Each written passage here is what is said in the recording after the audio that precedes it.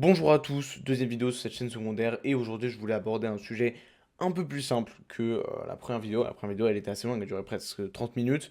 Là ça va être un petit peu plus court, hein. Je pense que vraiment ça va durer 5-6 minutes, pas plus. Mais je voulais vous parler un petit peu de l'organisation d'une timeline. J'ai tapé dans le micro, de l'organisation de la timeline, parce que c'est un sujet déjà qui est simple, et genre là j'ai pas énormément de temps pour tourner, mais je voulais quand même vous faire une petite vidéo, donc je me suis dit bah en vrai c'est nickel, mais il y a quand même des petits points intéressants à dire, donc euh, on va parler de ça. Pour ça je vais m'appuyer sur le projet de ma dernière vidéo que je vous invite à aller voir, ma chaîne seconde, enfin non, ma chaîne principale pardon, est en description pour ceux que ça intéresse. Peut-être qu'il y en a qui me découvrent avec cette chaîne secondaire et qui connaissent pas ma chaîne principale, donc je vous invite à aller voir ma chaîne principale. Donc, on a juste ici le projet de ma dernière vidéo dans laquelle je vous donne tous mes meilleurs conseils pour commencer le montage en 2025. Voilà, timeline assez sympa. Donc, vous voyez que c'était une vidéo qui était assez simple, hein, c'était vraiment beaucoup d'illustrations. Et vous voyez, alors je vais juste enlever ça parce que sinon ça cache un petit peu. Donc, pareil, hein, c'est possible qu'il y ait quelques lags, j'enregistre en même temps, donc voilà, ne m'en voulez pas. Vous voyez que il y a comme ça, juste ici, des pistes qui sont un petit peu grisées. Et vous voyez que ça a l'air d'être quand même organisé, qu'ici il y a l'air d'avoir quand même globalement tout le temps les mêmes choses. Là, ici aussi, ici aussi. Ça, c'est ce qu'on appelle l'organisation de la timeline. Alors moi, ma timeline, j'organise vraiment très simplement. C'est-à-dire que, bon, pour la vidéo, j'organise pas particulièrement. C'est vraiment le bordel, globalement. Enfin, voilà, je mets pas de trucs particuliers. Parce que, alors j'ai déjà essayé de faire vraiment une organisation de la partie vidéo de la timeline, avec vraiment un truc pour les transitions, un truc pour les calques d'effets, un truc pour les illustrations de tel type, de tel type. Ça m'a fait perdre plus de temps qu'autre chose, en vrai de vrai, donc je ne le fais plus.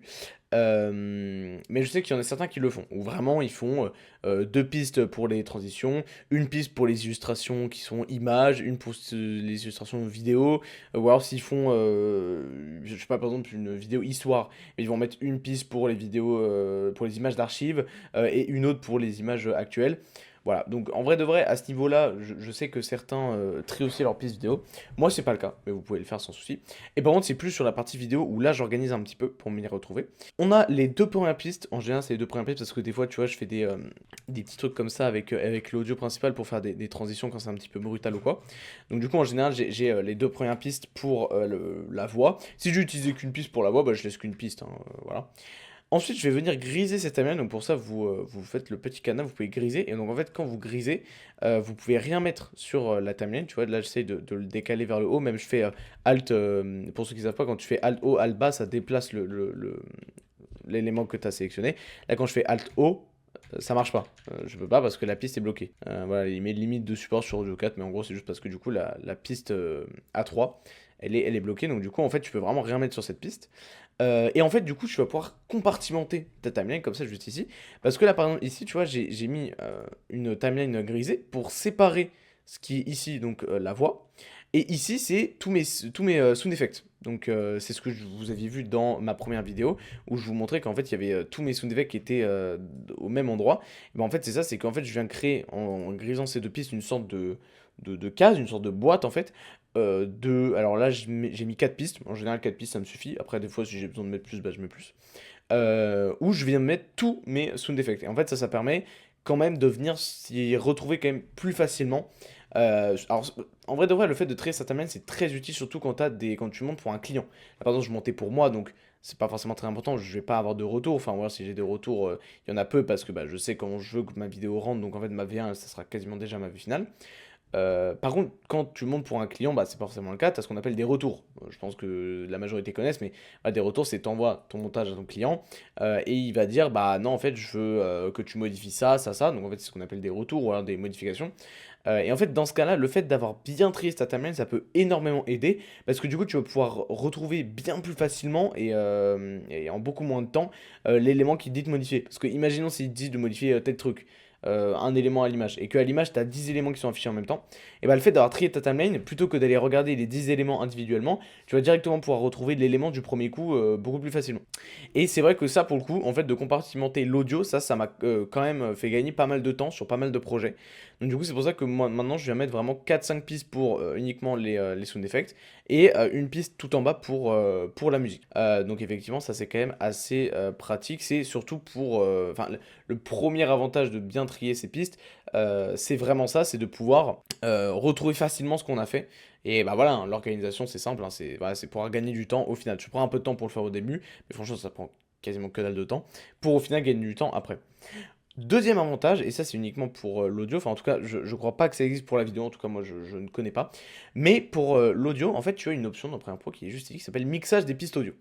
Et en fait cette fenêtre, elle va te permettre, tu vas appuyer sur la petite flèche ici, voilà, tu vas pouvoir venir mettre des effets sur des pistes entières. Alors là, ici je l'ai pas fait parce que il me semble que, enfin ouais, c'était une petite vidéo donc j'ai pas fait gaffe, mais en vrai en général je le fais. En fait cette fenêtre, elle te permet d'appliquer des effets audio sur toute une piste. En fait, au lieu de le copier-coller sur tous tes effets, etc., tu peux le mettre sur toute une piste. Par exemple, ici, imaginons, je voudrais un régulateur sur absolument toute ma vidéo pour être sûr qu'absolument rien ne sature. Et bah, plutôt que de prendre un limiteur, de mettre sur un truc et de le copier sur absolument tout, ou alors sur les trucs que je veux, ce qui serait long, chiant, même au niveau du logiciel, au niveau des paires, ce serait pas bon parce que du coup, tu copies-colles un effet 20 000 fois, donc le logiciel il est obligé de gérer l'effet en fait sur chaque truc individuellement, donc en fait ça vient le faire, ça peut venir faire bugger ton logiciel. Et bah plutôt que de faire ça, tu peux venir juste ici, appliquer l'effet à toute la piste. Et du coup, ça peut être super pratique parce que imaginons, tu te dis, ok, bah telle piste, genre la piste 3, je vais mettre un effet de réverbération sur cette piste, ok, voilà, c'est un effet de réverbération, l'effet de réverbération que j'utilise tout le temps. Et bah plutôt que cet effet de réverbération de venir le copier-coller sur tous les éléments sur lesquels tu veux le coller, voilà, ce qui peut parfois être un petit peu chiant et une perte de temps, et bah là tu te fais pas chier, tu mets l'effet de réverbération sur ta piste, la piste réservée à la réverbération, et dès que tu as envie qu'un effet ait de la réverbération, et bah t'as pas à mettre l'effet sur les, enfin t'as pas à mettre l'effet sur ton audio, t'as juste à caler ton audio sur ta piste où t'as mis l'effet de réverbération, et l'effet de réverbération s'applique automatiquement. Et ça, c'est quand même super pratique, tu vois. Genre, ça te fait gagner un temps monstre parce qu'en fait, ça t'évite de remettre 20 000 fois les effets sur tes effets audio. Tu mets l'effet sur la piste entière, tu te dis, ok, cette piste, il y a cet effet-là, et dès que j'ai besoin d'avoir cet effet, et ben je mets mon audio, mon truc sur cette piste-là, et je sais que je vais automatiquement avoir l'effet. Donc en fait, ça te fait gagner le temps, ça te fait gagner du temps parce que ça t'évite d'aller chercher dans tes effets, l'effet, machin, et de le refaire, ou alors ton preset, même ça t'évite d'aller rechercher ton preset. Là, tu gagnes encore plus de temps, tu vois. Donc c'est vraiment de l'optimisation, mais c'est quand même super pratique. Voilà. Et puis aussi, imaginons, ah, je vais mettre un limiteur sur toute ma voix. Que je vais mettre un limiteur parce que j'ai pas envie que ça sature. Mais j'ai pas envie de mettre 20 000 fois l'effet, etc. parce que ça peut faire bugger le logiciel. Et bah, je vais dans mixage des pistes audio. Je sais que ma voix, elle est sur piste 1 et 2.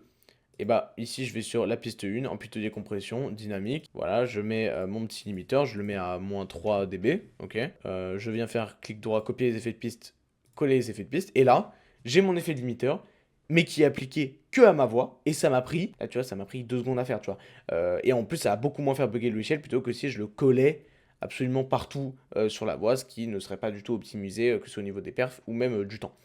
Parce que en plus, du coup, ça veut dire que si j'ai rajouté des trucs sur cette piste voix, je serais obligé à chaque fois de remettre l'effet limiteur dessus. C'est sûr qu'il y aurait des oublis, j'oublierais de le faire sur certains trucs, etc. Là, il n'y a aucune chance d'avoir un oubli. Dans tous les cas, l'effet il est appliqué sur la piste. Donc tu sais que tout ce que tu mets sur la piste, l'effet s'appliquera dessus. Donc c'est vraiment, c'est un gain de temps de fou. Donc voilà, c'est vraiment les deux gros avantages pour moi de trier sa timeline, de trier ses pistes. C'est le gain de temps quand on te fait des retours. C'est aussi, du coup, je le rajoute, mais visuellement, tu peux beaucoup plus facilement retrouver tes éléments, etc. Et te rendre compte de, par exemple, alors c'est pas forcément le meilleur indicateur, mais par exemple, ah, là, je remarque que, enfin, quand tous tes sous-titres sont rassemblés au même endroit, tu peux te dire, ah là, j'ai l'impression qu'il y a quand même moins de sous-titres que d'habitude, moins de sound effects, pardon, que d'habitude, c'est bizarre, etc. Et ça peut te permettre de te rendre compte que, ah ouais, non, en fait, j'ai un peu sous-dosé les sous-titres, ou surdosé si tu vois qu'il y en a vraiment trop. Donc ça, voilà, c'est vraiment un demi-truc, je te le mets, mais c'est pas franchement principal. Et surtout, l'autre gros avantage, ça peut être vraiment un gain de temps. Si par exemple, il y a un effet audio que tu utilises super souvent, et bah, comment dire, tu peux l'appliquer sur une piste, et comme ça, après, tu as juste à caler tous les sound effects sur lesquels tu veux que l'effet audio s'applique, plutôt que de le copier à chaque fois, tu le colles sur ta piste, ça te fait gagner un temps monstre. Et par exemple, mes musiques, tiens, regarde, tu vois, mes musiques, à chaque fois, je mets l'effet. Merde, non. À chaque fois, sur mes musiques, je mets l'effet ici égaliseur paramétrique. Mais en vrai de vrai, là, comme ça, j'y pense parce que c'est vrai que c'est. En fait, le mixage d'épisode, j'ai découvert ça il n'y a pas trop longtemps, donc je l'utilise pas encore à fond. Mais c'est vrai que du coup, plutôt que de mettre l'effet d'égaliseur paramétrique sur toutes mes musiques indépendamment, je pourrais très bien mettre cet effet d'égaliseur paramétrique sur, là c'est A9, donc il est où mon petit A9? Ça c'est A1, A2, A3, A4, A5, A6, A7, A8, A9. Je pourrais très bien venir ici et mettre mon effet d'égaliseur paramétrique. Alors je sais pas où est-ce qu'il est, égaliseur paramétrique, hop. Et je pourrais très bien venir foutre mon effet sur toute ma piste. Et comme ça, j'aurais pas à remettre l'effet à chaque fois sur chaque musique que j'importe au fur et à mesure que je place mes musiques. J'aurais juste à les placer sur la bonne piste et je sais que ce sera fait automatiquement. C'est vrai que là, je viens d'y penser, mais ouais, ça marcherait carrément, tu vois. C'est vrai que je pourrais faire ça. Mais voilà, après, franchement, c'est une utilisation hyper large. Tu peux en faire ce que tu veux. Il y a plein de choses à faire, je pense. Il y a plein de choses à optimiser. Mais voilà, c'est à partir du moment où tu as un effet audio que tu utilises très souvent, tu crées ta piste. Et ça fait gagner un temps de fou, comme je viens de vous l'expliquer. Voilà, vidéo un petit peu globale sur l'organisation de piste, pourquoi j'utilise, les avantages. J'espère que ça vous aura plu. Si vous avez appris des choses, n'hésitez pas à vous abonner, n'hésitez pas à aller voir ma chaîne principale. Si vous voulez mes conseils comme ça, mais encore plus personnalisés, pendant 1 heure, je suis avec vous, je vous donne des conseils, etc. Il y a mes coachings personnalisés en description, mes coachings privés. C'est 30 euros pour 1 heure. C'est franchement en dessous du prix de marché. Genre, jamais tu trouveras un truc aussi quali pour ce prix-là. Vraiment, je te le dis, genre, ne cherche pas, tu ne trouveras pas, ça n'existe pas, tu vois. Et pendant 1 heure, je peux répondre à des questions que tu t'aurais mis des semaines à trouver la réponse en temps normal. Ça peut te faire gagner des dizaines d'heures. Donc, si tu es intéressé et si ce que tu vois sur cette chaîne, sans montage, vraiment en réel, te plaît, et bah, n'hésite pas à aller dans la description. Toutes les infos sont disponibles. Moi, je fais des gros bisous et je vous souhaite une bonne fin de journée. Là, on est lundi soir quand je lance ces vidéos, donc bah, bonne semaine et des bisous.